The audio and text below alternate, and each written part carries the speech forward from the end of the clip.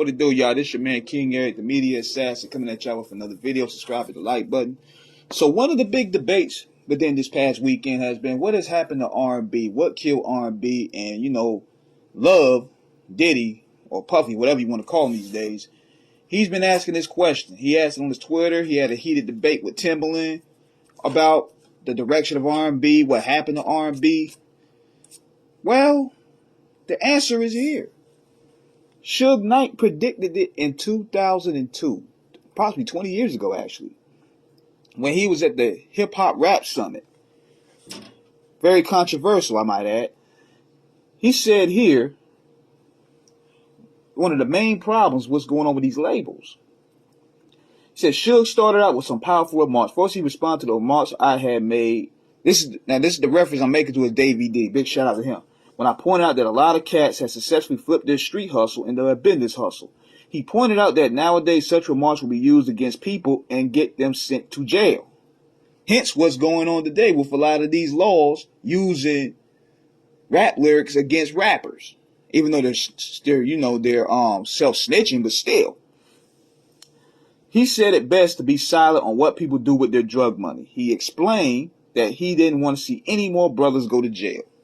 Next, he spoke about the music business and how it was important for artists to form a union. He pointed out that many artists have no health benefits and very little leverage in terms of negotiating for a better deal. He talked about artists and hip-hop songwriters positioning themselves so they could economically impact the 4 major record labels. He offered a couple of scenarios that definitely had you juiced. He also pointed out how the major labels stick together and will work with each other to try to keep artists from rising to certain levels. He noted how an artist who has a beef with one label will leave and go to another only to find that the executive from label one will pick up the phone and tell the executive label from the new label not to give the artist a good contract. Wow. Suge noted that the hip-hop community need to hear this and have that type of unity, leverage, and power. He also said about the type of tactics that go on behind the scene where labels try to get rap groups, or R&B groups for that matter, to break up and go solo so they can get more money. He also spoke on how all the new boy bands are merely carbon copies of the boy bands like Boys to Men from a few years ago. He regularly asked the question as to where are they now. Suge also spoke on the state of male groups by noting that the industry has positioned them that they are no longer have an identity. He pointed out, if it wasn't for a video, you would not know the difference between a 112 or a jagged edge. He suggested this turn of events is a deliberate attempt to keep black artists at a certain level. And he makes a lot of valid points, because think about this, y'all. The R&B groups should have been on the higher level than guys like New Kids on the Block, NSYNC, Backstreet Boys, which were carbon copies of R&B anyway.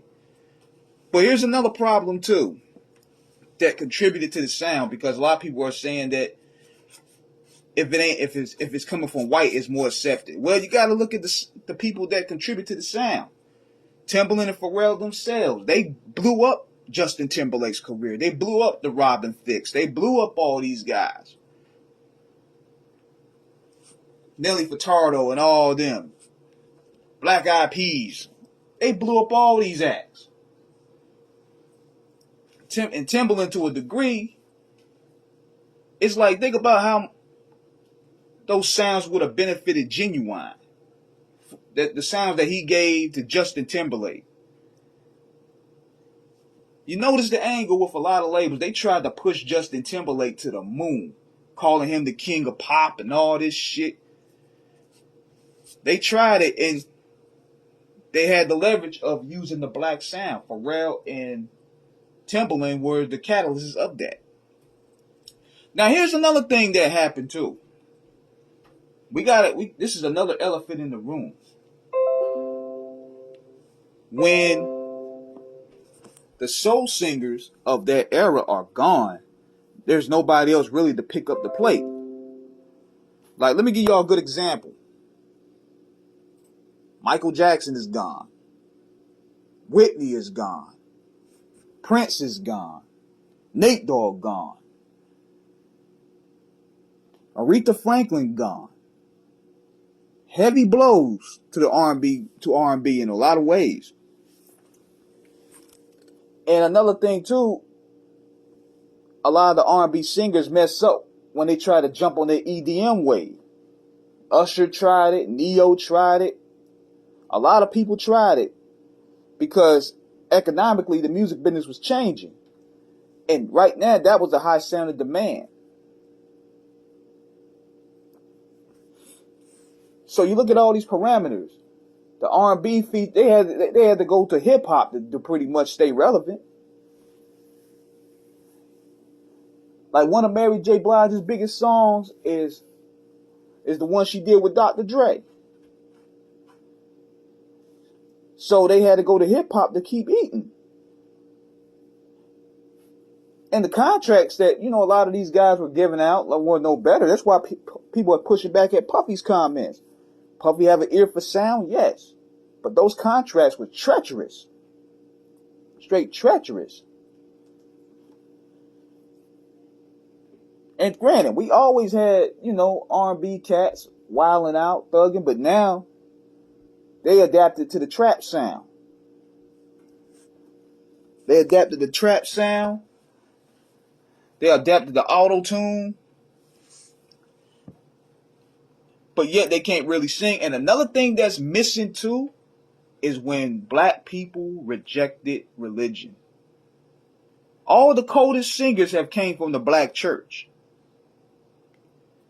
We rejected religion. We don't believe in nothing. So instead of utilizing those pipes for practice when you're going to church, now you got the auto-tune machine giving you that boost. And on top of that, you don't really have performers. All these people that's blowing up, they can't perform worth a lick. The key to stage presence was what made a star. You could sound like you the shit in the studio, but when you hit that stage, when people see you perform, that's the essence of a star. And now it's backwards. Now the labels are looking at numbers now. They don't care about none of that. And there's really no A&R. There's really no people that understand the culture or understand music push it. They only understand Instagram followers. They only understand YouTube numbers. But they don't know a damn thing about music. Even when they do these interviews, you don't hear nothing about their musical background. You hear, how many drugs he sold, how many niggas he shot, how many women he slept with, or rumors of this, whole gossip. We turn music into gossip culture. You don't know anything about a lot of these guys musically. Who influenced them? What was your vibe like in the studio? What's your influences?